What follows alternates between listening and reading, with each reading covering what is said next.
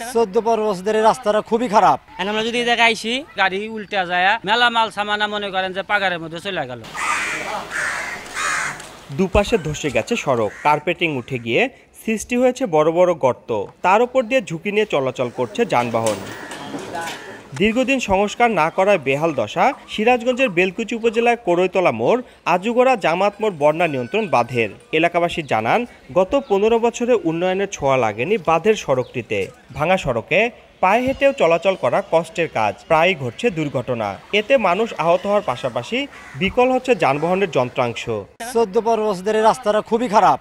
চরের অনেক লোকজন বাজার আইসা রাস্তাঘাটে এই দুধের যা ফালাইয়া দেয়। ধান আনতে পারি না, আবার মনে করেন যে এই ছেলেমেয়েরা স্কুলে যেতে পারে না। আমরা যদি দেখে আইসি তাহলে আমাদের ভেঙে অনেক সমস্যা হয়, যেমন আমার বডি ভেঙে যায়, আপনার স্পক ভেঙে যায়। একদিন আমার গাড়ি উল্টা যায় মেলা মাল সামানা মনে করেন যে পাগারের মধ্যে চলে গেল।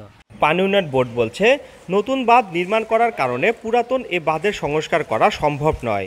তবে কোনো বিভাগ চাইলে সড়ক সংস্কার করতে পারে। আর প্রশাসনিক জটিলতা কাটিয়ে শীঘ্রই ক্ষতিগ্রস্ত সড়কটি সংস্কারে উদ্যোগ নেওয়ার আশ্বাস এলজিইডির। আমাদের মূল উদ্দেশ্য হলো বন্যা নিয়ন্ত্রণ করা, লোকজনের চলাচলের রাস্তা তৈরি করা। এটা কিন্তু বাংলাদেশে আরও সংশ্লিষ্ট আরও কিছু ডিপার্টমেন্ট আছে, এটা আসলে তাদের কাজ।